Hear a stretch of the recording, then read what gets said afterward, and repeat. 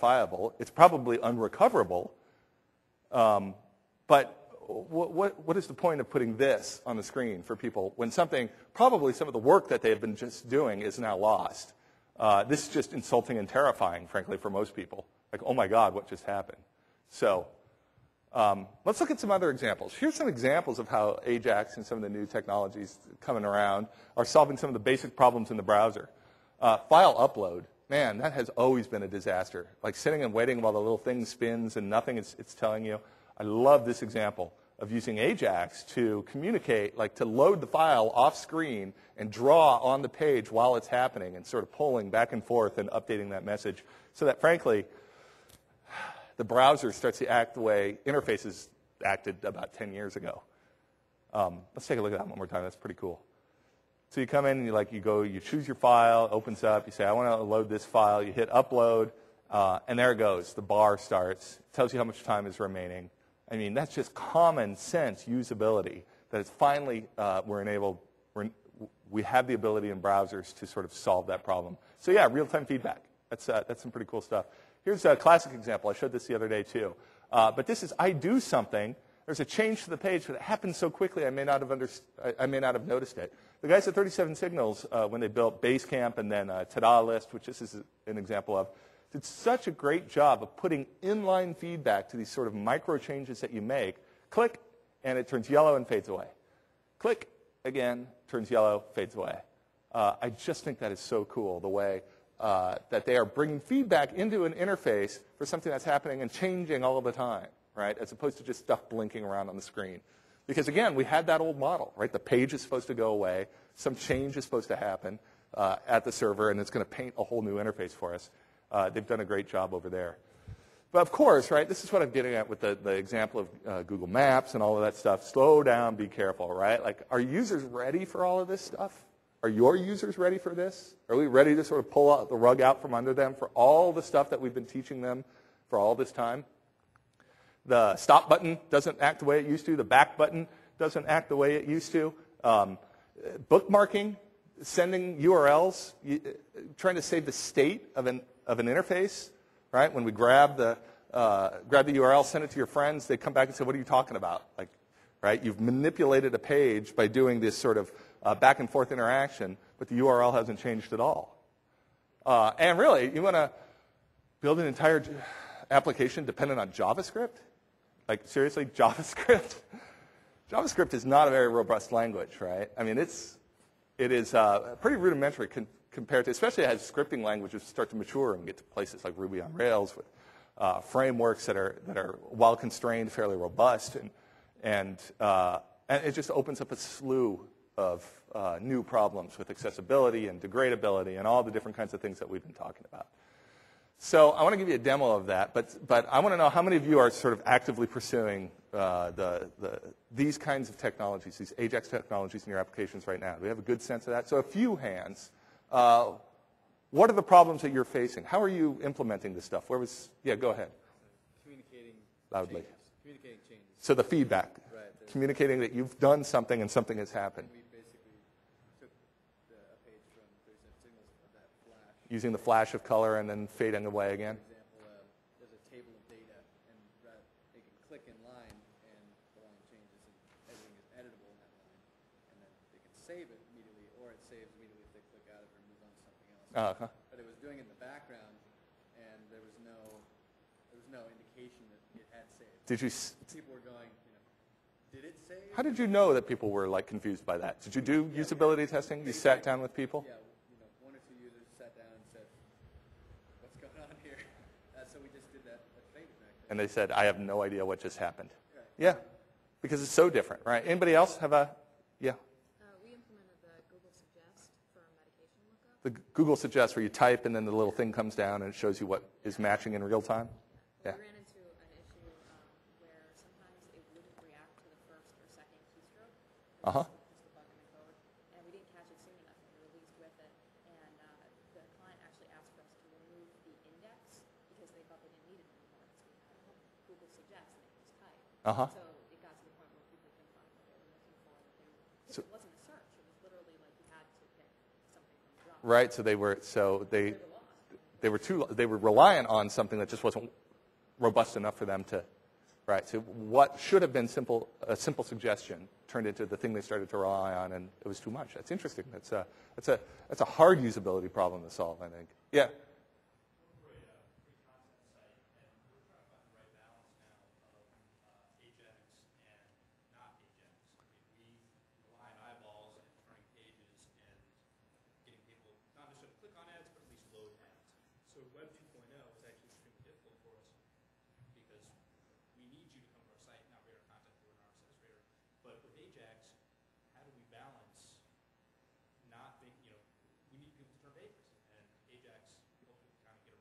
Right? It makes the experience so efficient that they just don't look at ads anymore. Oops. If we can get everybody to click one more time, then we're doing great. But if we're putting Ajax stuff up to load content and navigate, all right. And yeah, and how do you measure that and communicate that to your sponsors? And right, that's a huge issue that people are struggling with right now. What are you doing? Well, mostly we're using Ajax for things that are not going to impact page views for form registration. Right, and so that's astute, right? Like that, because what you realize is you can use more efficient interaction design in places where people don't want to be disturbed, right? Like you probably had very low click-through on the registration forms on the ad, or ads on registration forms, because people are focused on that task. Whereas when they're at a decision-making point of, this, what do I do after I read this content? Follow an ad somewhere, right? If it's appropriate. Yeah. So yeah, I know what you mean. Anybody else? What do you think? I did that thing, like when I was in school, and my teacher would be like, "So, and do you know the answer?" Sorry, I'm so sorry. I hated that. All right, let's land. We actually have a widget.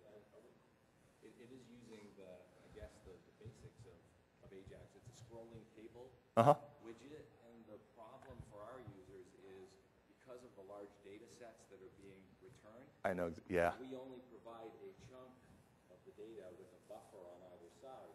But there is no feedback when a user scrolls down, and when they get to the bottom, they assume that all the data is now in the client and cached. So when they scroll back up, and it goes back to the server and refetches, first of all, that throws them off completely. Sure. They expect they paid the price. Right. They expect to navigate, but instead they just get a change in state. Right. The problem with pagination, I've been hammering against. I'll show you that example of that here in a second. Is there a better way to do pagination? Well, previously we had pagination, and at least the user had some kind of discrete marker that they could go back in the record set and find a position. So we've talked about the possibility of having dynamic feedback, like if you scroll in a Word document, you get some sort of feedback about where you are in that document. Right. Absolutely. We've not implemented this yet, but right now it's just a fundamental problem for users interacting with this widget. Yeah, I absolutely agree. I think, so pagination is a little, it's a difficult problem to solve, right? Like the classic example, you go to search engine, you type in your result, you get 10,000 results and you see 10, right? Next, or jump to page 10 or 15 or whatever. I've seen some great examples. I don't have any right here with me, but examples where they show like the first 10, you just hit next, and it's blindingly fast, right? It's just like blinking through. I saw Bill Scott, who is now at Yahoo, used to be at Sabre, right, the big airline thing, and they had an example where they could load like 10,000 records so quickly, and you could start clicking through them and just like click. Ooh, wow, it was just like painting as fast as possible without all that penalty of navigation. But then you hit the back button and you go to the whole interface before, and it's all gone, and people weren't noticing the state. I totally agree. That's such a difficult problem to solve. I'll show you an example of that here in a minute. I want to show you how we've taken a lot of these interaction design problems and show you a little case study of application I've been working on for a little while. When Jim was mentioning the commercial aspect of this, see, I can assure you that I'm not selling anything because we're not even accepting invitations yet for this. But this is MeasureMap. I wanted to show you how we took some of the problems that we were facing in interaction design and brought them into this particular set of problems that we tried to solve.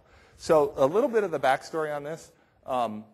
It's, again, an example of that old problem that we wanted to try to solve with the new platform. I was always very frustrated with web analytics because the tools were so powerful, but I never knew the right questions to ask. I never knew, like, okay, so it's showing me all this data. How does that affect the way in which I build my website? And it always just felt so overwhelming. So what we tried to do when we built this thing was to scope that down a lot and say, you know what, let's just provide simple statistics for a very particular kind of website. And in this case, we chose blogs because blogs are very, very popular. There's, I think, 20 million blogs out there. And we talked to a lot of bloggers who were kind of frustrated with that same problem. So much information about the way the server is responding, but not that much information about my website particularly.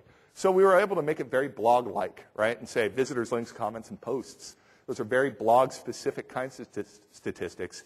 And then realized, you know, that web analytics, again, is a lot like weather data, right? Like, there's a tremendous amount of data out there, but only very particular things that you're interested in particular contexts, like should I wear a sweater today, right? What's the weather right now? What's it going to be tomorrow if I'm making plans? And is this out of the ordinary, right? Is there a weather alert or something? So we did the same thing, right? So we have the what's happening right now, right? So these are your, like, the visitors, links, and comments and posts that you have pretty much in real time. But putting that into context, right, that's more or less. This is a particularly good day for this blog in that there's 675 more visitors in an average day. This is setting that particular piece of information in context, right, trying to help people understand, is this more or less? Is this better or worse? What kind of day is this going to be? And then what's happening on your blog. It's a feature that we've just finished working on that kind of watches people's statistics for them and alerts them when something out of the ordinary happens, which we heard from a lot of bloggers. They're like, you know, I'm kind of interested in web stats. I don't think about it that much. It'd be great to know if something out of the ordinary has happened. So, for example, I had this kind of classic experience around this with my blog late last year. So a couple years ago, I had rented a car. I was trying to fill it up with gas before I brought it back to the airport, and I literally could not figure out how to get the gas door open. Like, my wife is sitting there with the instruction manual, the owner's manual of the car, and I'm like banging on it with how do you, it was like smooth, and like we just simply couldn't figure out how to open it. Finally figured it out. It was just, you know, switch and whatever. But I wrote about that, like, as a way of affordances in design, right? And I did this blog post about usability of gas caps and how that I had to learn that behavior, much like what we were talking about in the discoverability part of this presentation. So I wrote about that 2 years ago and talked about lockable gas caps in the title of it. So we had the hurricane. Hurricane Katrina came, like, knocked out a lot of the oil, at least the distribution of the oil, and suddenly gas prices were like $3, $4 a gallon. People started stealing gas again, and people were searching in Google for lockable gas caps. And that blog post suddenly out of nowhere was getting all this traffic, and people were commenting on it. Something from 2 years ago. A little notice, right, watching my traffic so I didn't have to watch it, was exactly what we wanted to build, like around that kind of scenario. Hey, you should go pay attention to something. So that's the sort of context that's happening here. We also took a really sort of agnostic approach to technology. I tried so hard not to care about the technologies themselves, but try to find a way to design an experience for people that would sort of not matter. So we blended a lot of the kind of technologies that you've heard. This is all, like, again, the standards-based design. You look at this without the CSS, and it is a simple page that tells you these statistics in a bulleted list. But on top of that, we use some Flash, we use some Ajax. Here's an example. I can open up the date. I can see the last 30 days. I can sort of mouse around. I can look at when I posted. I can say, what was the date? Like, okay, Monday. Let me click over there, and it updates just the bits of the page, right? So, again, there was feedback. You saw the refreshing message. There's a context that's being set here. I think that's fairly discoverable, right? We've tried to make that, like the date, look, it's interactive, right? There's an affordance there that tries to communicate to people what's happening, and try to take the penalty out of navigation. Again, like web analytics was typically like, I formulate a query, I ask the database, it churns, and it sends back a report. But we realized that most people kind of don't know what queries to ask and like to just poke around and play with things. So put the data in their hands, let them play and experiment with it, and see a sort of cause and effect relationship. So let me show a couple more examples of that. Here I can sort of scroll around through the data and say, wow, what happened there? That was a big day. Let me kind of take a look at what post that was. as opposed to where I started writing about Measure Map and everyone was sort of, and then I can kind of click through and drill into that particular post. I can set a range. I can see the dates and see what's happening, the links that came in, stuff like that. And also really start to drill into the cause and effect relationship. Like I can see looks like I posted that right around 9 o'clock, and it got out into everybody's aggregators, and they started coming back to see screenshots and things like that. And I got a lot of traffic there that then tapered off throughout the day until over here, and I could click through that and see sort of the links that started happening that generated that traffic. Click in and see, yeah, I got some big links and how many people came through each link, stuff like this. Here is that pagination problem that you were talking about. So we do this. I really wanted this to be a place where you could experiment and play with this data as well. So it looks a little spreadsheet-like, right? And it's got the header at the top, and I can click that, and again, without like refreshing the page and doing all that, I can go back to the server. Actually, I don't even need to go back to the server. I've got the data here already, and I can just sorting in tables. Awesome. Like that's so complicated in HTTP back and forth. Especially if we put up that refreshing message a little bit, like, yeah, we're doing a little something here, and we're going to come back. Yeah. The whole data set. So right here I've got 400 links and I'm showing 20. And I click sort and I want all the links of those 400. Like if I click on the link from, it should say the ones that start with A, right? Or sort it by the date in which they were created. So what we do is show, this is similar to the anticipatory navigation that Google Maps is doing, where they're loading map around the outside. We load the 15 or 20 from the beginning of the data set, show them, and then in the background, we're loading as much more as we can, as possible, as quickly as we can, so that when you click sort, it'll just do it. So, in which case it would behave like Outlook, right? Outlook, yeah, like your email, like Excel, right? Just like clicking on a header. It just does that, which is behavior that people kind of expect, and it's delighting, and that's great. If you scroll down, there's a forward and next. I click next, blink, you go to the next. What just happened? I'm still at the bottom of the page. This data changed. It showed the refreshing message, but boy, that feels unnatural. Hitting next to the next page feels like I should navigate to another page. I don't know. We may be trying to solve a problem that's just not that big of a problem. I don't know. What do you think? I don't know. Good luck.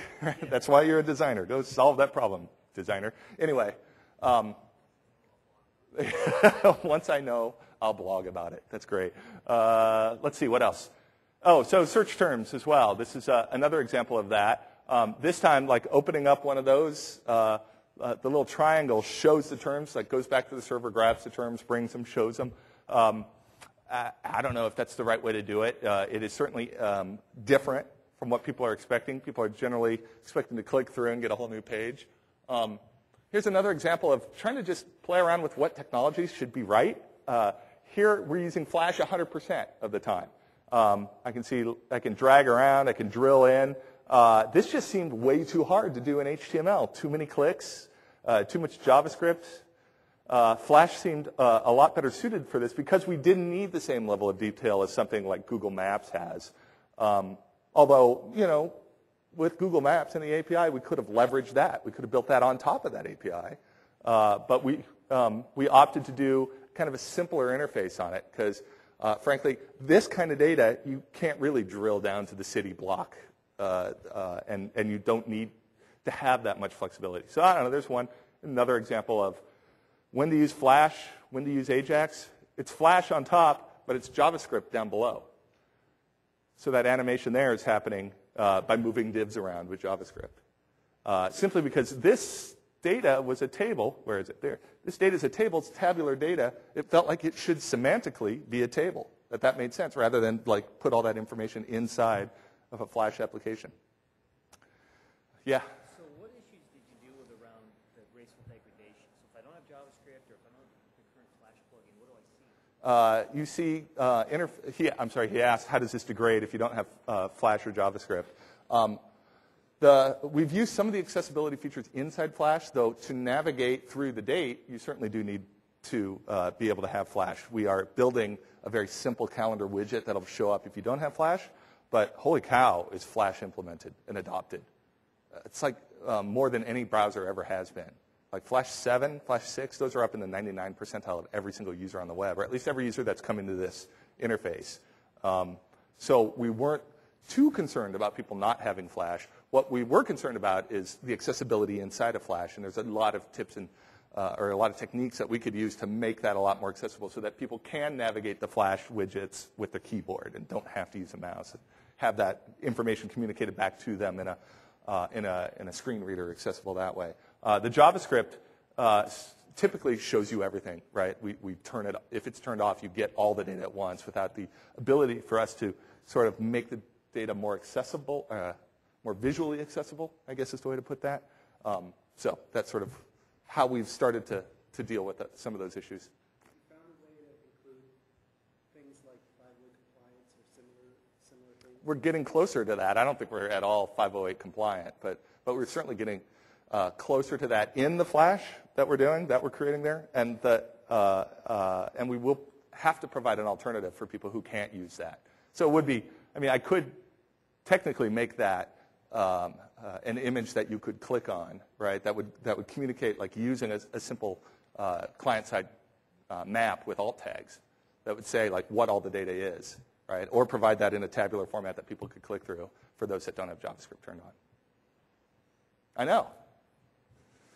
But I hate thinking of accessibility as this hard thing we have to do next. That really frustrates me. It should be, and that's one of the challenges with all of these sort of rich technologies, is that, frankly, when we were making simple sort of standards-based web pages that you simply clicked through, we kind of got accessibility for free. It came along with good design, right? Good web design inherently was accessible web design, the separation of content and presentation, the degradability of all of that stuff, so that not only did we get accessibility, but we got on devices, right? I could see the pages pretty simply.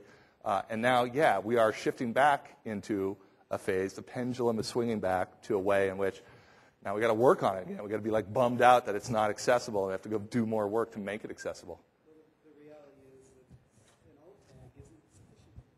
Yeah. It's not. How does an alt tag deal with dynamic data that's flowing in? Right. Absolutely. Is there any way to maybe look, because it seems like as these web applications become more like desktop applications, is there any way to look at accessibility issues that have been employed in the past with desktop software and apply them here? It's much harder because the web is so much more flexible. He was asking, if you didn't hear, if there's accessibility techniques that desktop applications have employed that have worked. And they typically, desktop applications rely on a lot of the functionality and APIs that come from the operating system, which the browsers are only starting to help us with. So it's frustrating, right? You can do anything in a browser, whereas there's a relatively limited set, a constrained design that you can do inside an application. So.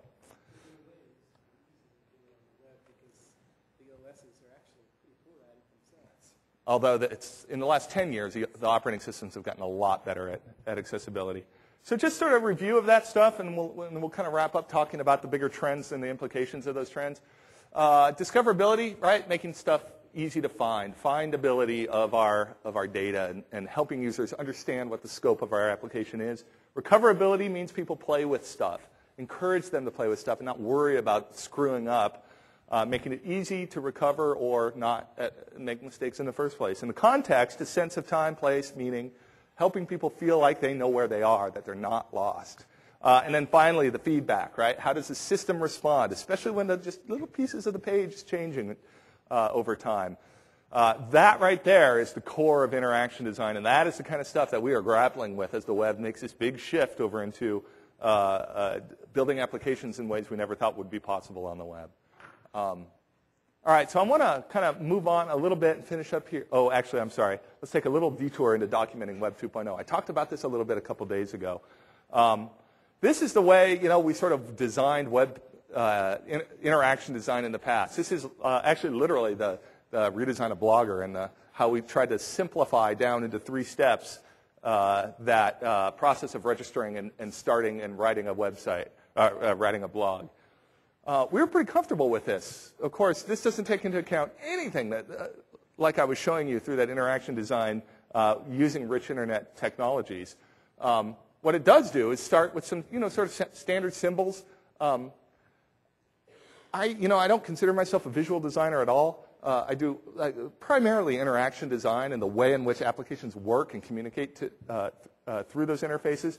But taking the principles of visual design and applying them to deliverables is something that's gotten me a long way in my career. Meaning how I communicate both with people who aren't designers at all, right? Who don't, on the development end of things or in the business end of things, but also on the design end of things. This is the experience I wish to create for people. I'm trying to explain it to a visual designer using good, sort of solid visual design techniques like proximity of items and nice clean typography goes an awful long way. So this is an example of that sort of work. This is something my partner Jesse James Garrett has worked a lot on. Here's a visualization of how Metafilter, the web application, actually functions and works.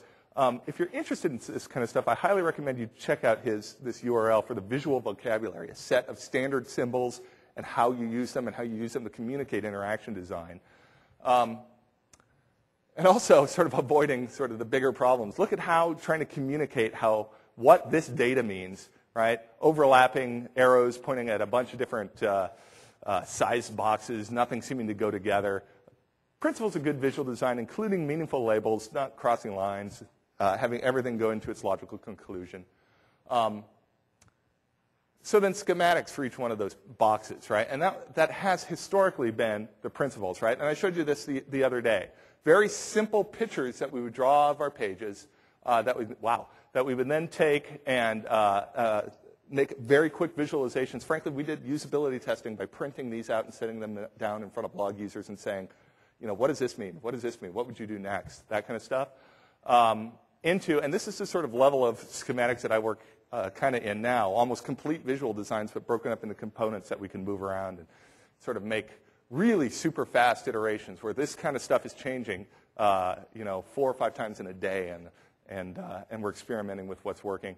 I showed this a little bit the other day. This is the kind of stuff that makes me realize we've got a lot of work to do if we're going to really document the way rich internet applications work.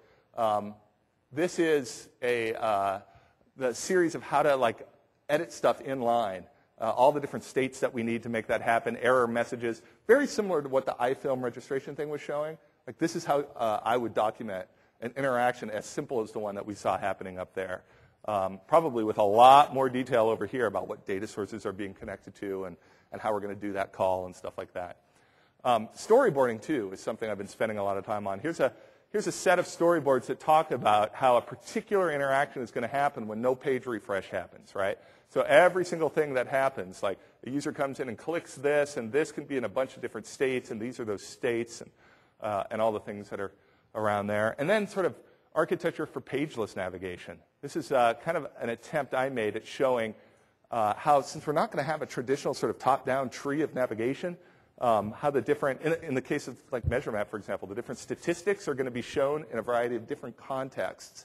And how I was sort of over here making simple templates for each one of these, and then different visual designs for one of these, and how that would all lay out. That's, again, sort of working in varying layers of an experience through a website. So I just wanted to sort of throw some of those out there really quick. I know we're sort of getting kind of short on time, so we'll move to. Are there any other techniques? I just want to take a minute to pause. In the documentation, for those of you that are using Ajax, what are you doing? Anything else? We just have such tons of data that... You've got a lot of data? Yeah, being able to pull it up on the fly as somebody just throws a cursor over it. So how do you document that, though?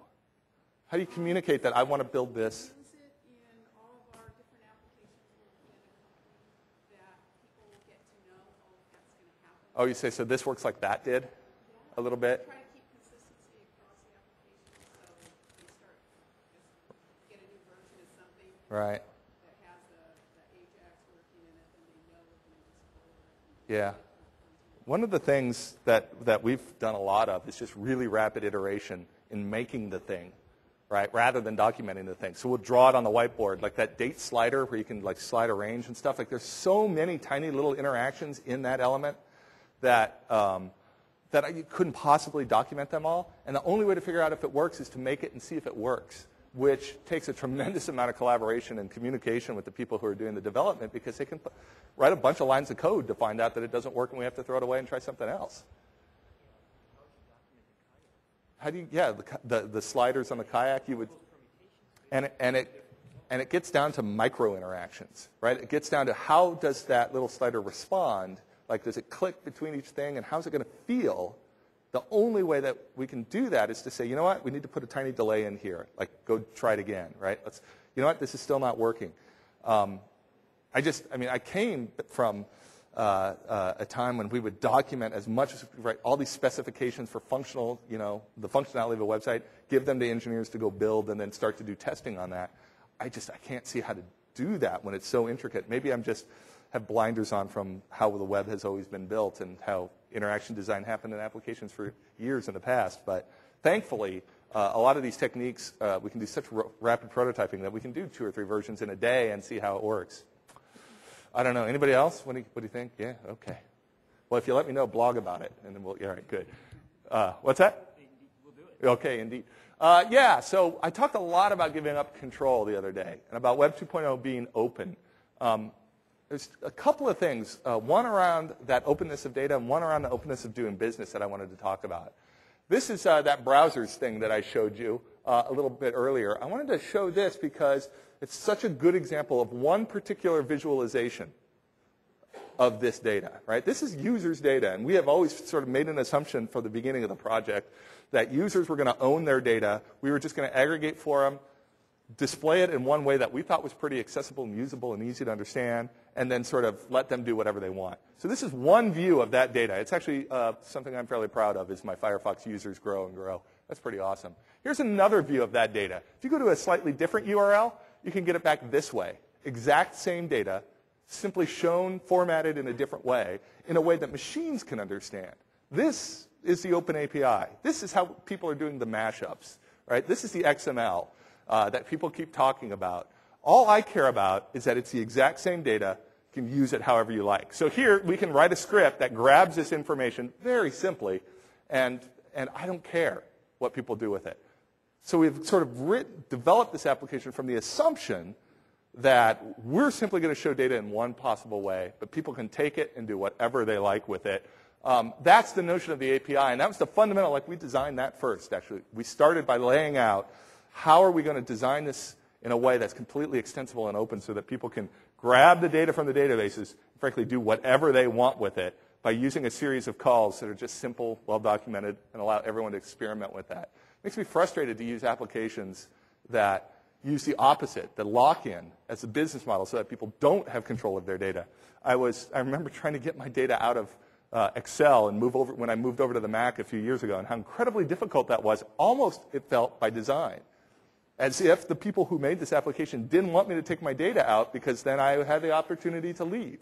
I compare that to how these other applications, for example, Flickr, have done such an amazing job of saying, you know what, take your data, that's fine. We're going to provide the best possible experience, so we're not that worried. We're not insecure about you leaving. And doing some, and seeing what remarkable things users are coming up with, right? Yeah. I think they have that now, and it's a little bit hard to find. But some of the other blogging tools, yeah, there was a lock-in there. They're like, we don't want you to spit your data out, because then you can leave.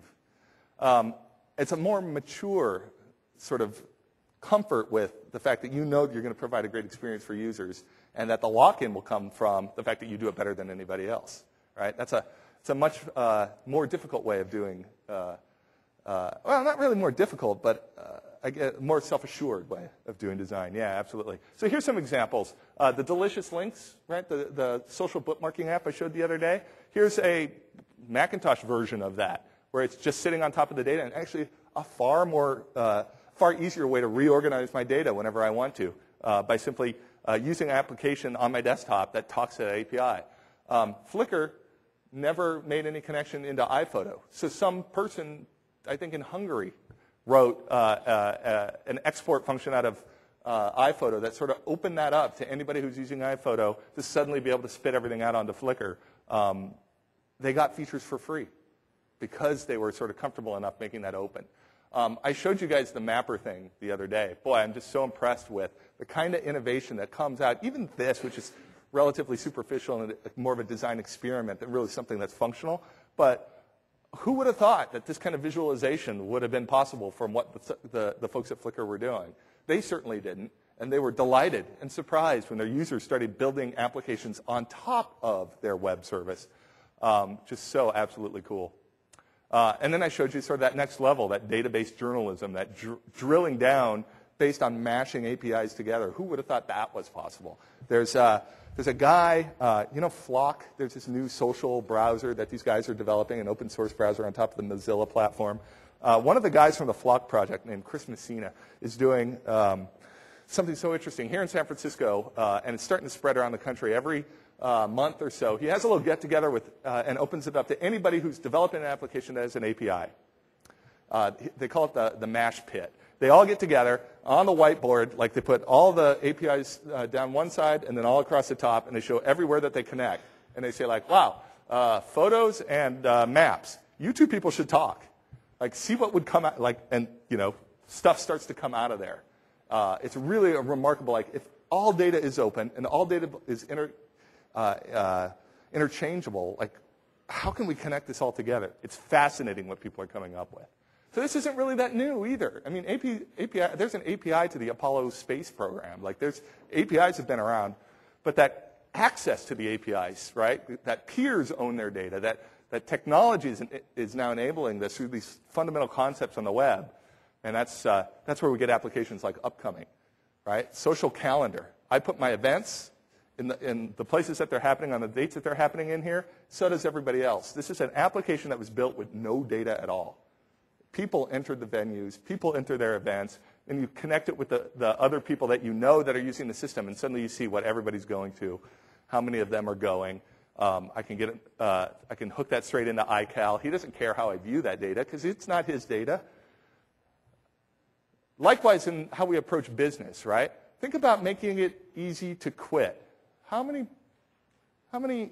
businesses make it easy for people to leave, that encourage it, that say, you know what? It's okay. If you want to leave sometime, don't worry about it. Right? We're comfortable with that, but we're going to make the best experience. FeedBurner is a site that hosts people's feeds for them. You don't have to worry about versions of RSS and all that junk. You just simply point it at your blog. They make a feed. They host it. They serve it. It's a great service. But that you also kind of give them control over your feed. So they realize that and put all of this stuff in place so they make it really, really easy for you to quit the service. Right? So they have this 30-day redirect option where they'll show, they'll help people migrate over in their aggregators. So when you want to quit, we'll make it super easy that you can migrate your audience away from us over to wherever else you want to go. Which, frankly, for me, was my decision-making factor. Well, if it's that easy to quit, I'm going to go ahead and start. It's a remarkable piece of almost like reverse psychology for marketing that really feels right for a service like this. It's pretty cool. When I compare that to how we used to do business on the web, like when I was building a Hotbot at Wired, you can tell how long ago this is by that headline at the top. Remember the Star Report? Wow, that was a while ago. But I remember going to meetings where we were talking about, the best possible search experience is 2 pages, right? I type a query, and then I get a list of results. If the result that I'm looking for isn't on there, I've kind of failed.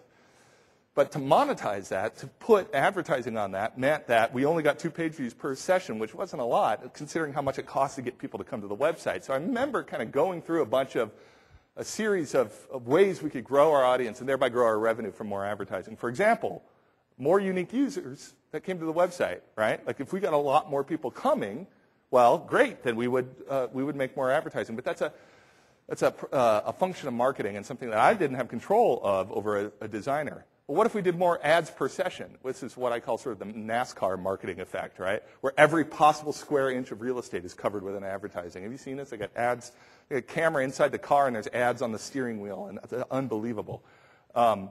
So I found myself often doing design where I'm like, those little puzzles that have a mosaic with one piece missing, and you kind of shuffle the tile around to make the picture. Like that's what I felt my job was, moving these ads around. More pages per session. The sort of Roach Motel, once they go in, they never come out. That was another way where literally like a vice president of advertising at our company asked me if the results had to be so good all the time.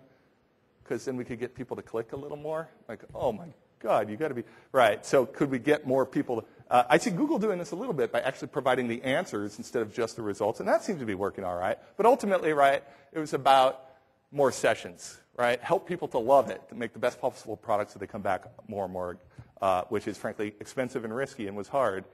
So we saw it sort of like when we were doing this with our particular product, with the blog stats, that asking users to help us shoulder the burden, telling them what is expensive for us to do, what's hard for us to do, asking them to sort of help us with that. So with web stats, it's the stuff in real time, and it's the stuff that's happening absolutely up to the minute, and the stuff that's like your history going back, months and months and months. That's the hard stuff in an application for that. So that is that will be eventually the paid version, right? Where if you want absolute real-time stats and you want your stats going back forever, then we need a little sort of help, right? And here's what it buys for you. But else, the rest of the thing is free all the time. So, sort of explaining a business model, getting sort of this notion of the culture of generosity, where so much of the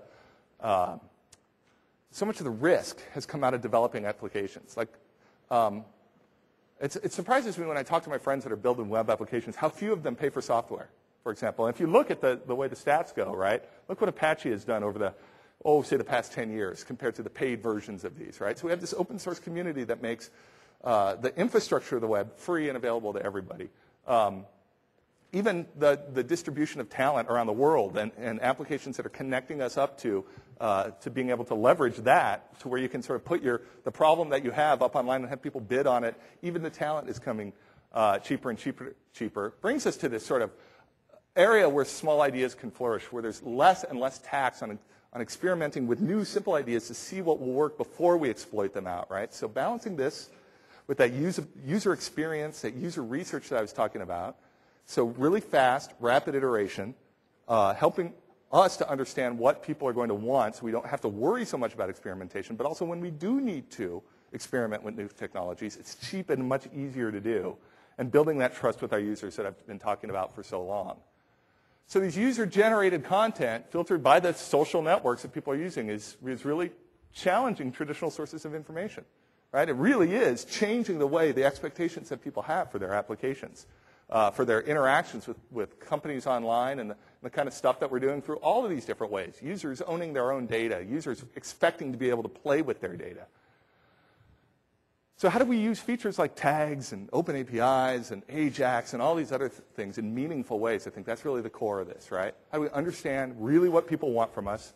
How do we provide those solutions to them using some of these new technologies in ways that are going to be meaningful, and not just what you were talking about, not just the noise, right? Not just all this crazy experimentation all the time, but meaningful ways. And here really is the ultimate question, right?